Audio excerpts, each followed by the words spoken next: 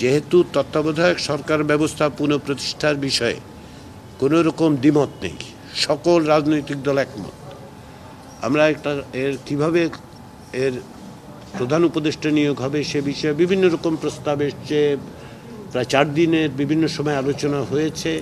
আমরা যেখানটায় আটকে গিয়েছিলাম সেটা হচ্ছে কমিটির সিদ্ধান্ত কিভাবে হবে। নিয়োগ কমিটি হিসেবে যে কমিটিটা কাজ করবে সেই কমিটি আসলে সিদ্ধান্তে আসবে কী করে। তো একটা হচ্ছে সর্বসম্মতভাবে যদি হয়, এই ব্যাপারেও কারো দ্বিমত নেই। আমাদের প্রস্তাব ছিল র্যাঙ্ক চয়েস, যে যাতে করে র্যাঙ্ক চয়েস বিএনপি এবং এক পর্যায়ে জামায়াত ইসলামের পক্ষ থেকেও বলা হয়েছে যে তারা শেষ অপশন হিসেবে ত্রয়োদশ সংশোধনী যে ব্যবস্থা ছিল সেখানে ফিরে যেতে চান। তবে দুটো বিষয়ে, একটা হচ্ছে ত্রয়োদশ সংশোধনীতে রাষ্ট্রপতির যে অবস্থান, তাকে দায়িত্ব দেওয়ার যে সুযোগটা থাকে সেটা তারা রাখতে চাচ্ছেন না। অন্যদিকে কম বেশি প্রায় সকল রাজনৈতিক দলই এই ব্যাপারে একমত যে জুডিশিয়ারিকে, বিচার বিভাগকে যতটা সম্ভব সংশ্লিষ্ট না করা। কিন্তু ত্রয়োদশ সংশোধনীতে গেলে তার একটা দরজা না হলেও জানালা উন্মুক্ত হয়ে যায়। সে কারণে সকলেই চেষ্টা করছেন যে ত্রয়োদশ সংশোধনীর এই বিকল্পে যাওয়ার আগে একটা সমাধান বের করা যায় কিনা। আজকে প্রায় সন্ধ্যার দিকে জামায়াত ইসলামের পক্ষ থেকে একটা নতুন প্রস্তাব হাজির করা হয়েছে। এটা মৌখিকভাবে হাজির করা হয়েছে, আমাদের কাছে এখনও তা লিখিতভাবে দেয়া হয়নি। আমরা তাদের কাছে অনুরোধ করেছি যে তারা যেন এটা লিখিতভাবে আজকে রাত্রে আমাদের কাছে পৌঁছান।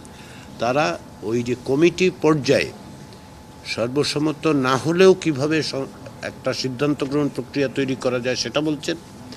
তারা আগে র্যাঙ্ক চয়েসের ব্যাপারে একটা আপত্তি করেছিলেন, কিন্তু এখন তারা র্যাঙ্ক চয়েসের ব্যাপারে আর আপত্তি করছেন না, এই শর্তে যে র্যাঙ্ক চয়েসটা গোপন ব্যালটের বদলে ওপেন ব্যালট হবে, যাতে করে প্রকাশ্যে ভোট দেওয়া হয়।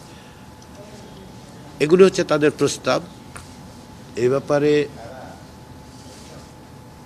প্রাথমিক প্রতিক্রিয়া বিএনপির পক্ষ থেকে যেটা দেয়া হয়েছে সেটা হচ্ছে তারা ভিন্নভাবে একটু বিবেচনা করছেন। এই অবস্থানের ব্যাপারে তারা এখনও একমত হতে পারছেন না আপাত দৃষ্টি, কিন্তু সেটা এই মুহূর্তের প্রাইমারি রিয়াকশন বলে আমি বলবো। আমরা জামায়াত ইসলামীকে অনুরোধ করেছি তারা যেন লিখিতভাবে দেন। আজকে রাত্রের মধ্যে আমরা এটা রাজনৈতিক দলগুলোর কাছে পৌঁছাবার ব্যবস্থা করব। এবং যেহেতু এটা আসলে একটা ক্রুশিয়াল জায়গা, কিন্তু একটা ছোট জায়গা, যদি এই জায়গাটা আমরা একমত হতে পারি, উপরে নিচে সমস্ত বিষয় কিন্তু একমত আছি আমরা, এইটার এই স্টেলমেটটা, এই ইম্প্যাসটা আমরা আগামীকাল সকালে ব্রেক করতে পারবো, এরকম চেষ্টা করব আমরা।